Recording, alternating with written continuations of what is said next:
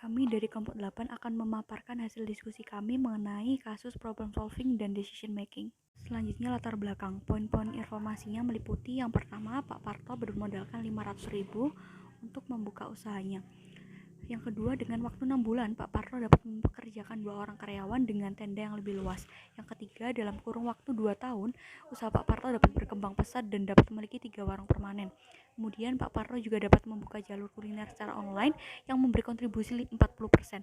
Bahkan, Pak Parto telah memiliki hampir 75 karyawan sampai mendapatkan penghargaan. Kemudian, Pak Parto memperluas supply-nya dan Pak Pasro mentransformasikan warungnya menjadi mix warung dan kafe. Namun pada tahun 2020 dan 2021 karena adanya pandemi COVID-19, omsetnya turun lebih dari 30%. Pak Parto juga tidak memiliki cukup modal untuk bersaing dengan pengusaha besar untuk melakukan promosi besar-besaran. Selanjutnya perlu dikenali dan didefinisikan masalahnya menggunakan metode 5W1H. Yang pertama, what? Apa permasalahannya? Dampak dari pandemi COVID-19, usaha Pak Parto mengalami penurunan omset lebih dari 30%. Untuk mengembalikan keuntungannya, Pak Parto tidak memiliki banyak modal untuk melakukan promosi, sehingga dari kedua permasalahan tersebut, Pak Parto kesulitan untuk membayar sewa lokasi warung dan kesulitan juga untuk membayar gaji karyawan. Dan ia kehilangan pelanggan setianya lebih dari 25%. Selanjutnya, why? Kenapa bisa terjadi masalah? Karena adanya COVID-19 yang datang secara tidak terduga. Yang kedua, Pak Parto tidak memiliki cukup modal untuk melakukan promosi dan kurangnya strategi yang kuat dari bisnis warung Pak Parto. Selanjutnya, who? Siapa yang terdampak? Yaitu usaha Pak Parto meliputi Pak Parto dan para karyawannya. When? Kapan terjadi masalah? Masalah muncul semenjak adanya pandemi COVID-19 pada tahun 2020 dan 2021. Where? Di mana terjadi masalah? Masalah terjadi di warung Pak Parto. Kemudian how? Bagaimana akibat dari masalah tersebut? Akibatnya Pak Parto kesulitan untuk membayar sewa lokasi warung dan kesulitan juga untuk membayar gaji karyawan. Kemudian Pak Parto juga kehilangan pelanggan setianya sebanyak 25%. Analisis kemungkinan penyebab masalah menggunakan pohon masalah.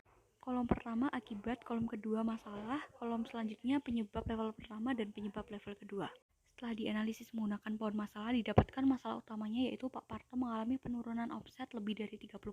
Akibatnya yang pertama, Pak Parto kesulitan untuk membayar sewa lokasi warung, yang kedua kesulitan untuk membayar gaji karyawan, yang ketiga yaitu Pak Parto mulai kehilangan pelanggan setianya lebih dari 25%. Penyebabnya terdiri dari yang pertama pandemi COVID-19, yang kedua tidak adanya manajemen resiko.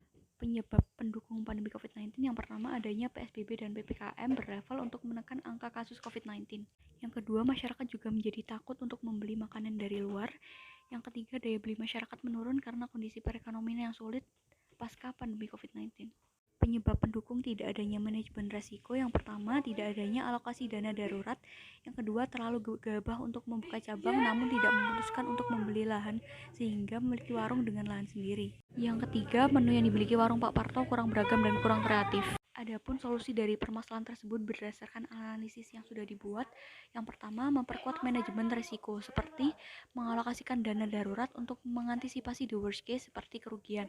Yang kedua, mengurangi cabang dengan membuka warung dengan lahan milik sendiri sehingga tidak harus membayar sewa bulanan ataupun tahunan. Yang ketiga, mengelola SDM sehingga dapat membuat divisi keuangan, divisi operasional, divisi marketing agar usaha tersebut lebih tersusun. Dan yang kedua, menerapkan strategi marketing seperti memanfaatkan sosial media sebagai tempat promosi yang tidak membutuhkan banyak biaya. Yang kedua, memanfaatkan platform e-commerce lain seperti Tokopedia, GoFood, ShopeeFood, dan lain-lain. Dan yang terakhir, menambahkan menu baru yang sedang banyak dicari. Sekian pemaparan yang kami sampaikan. Terima kasih.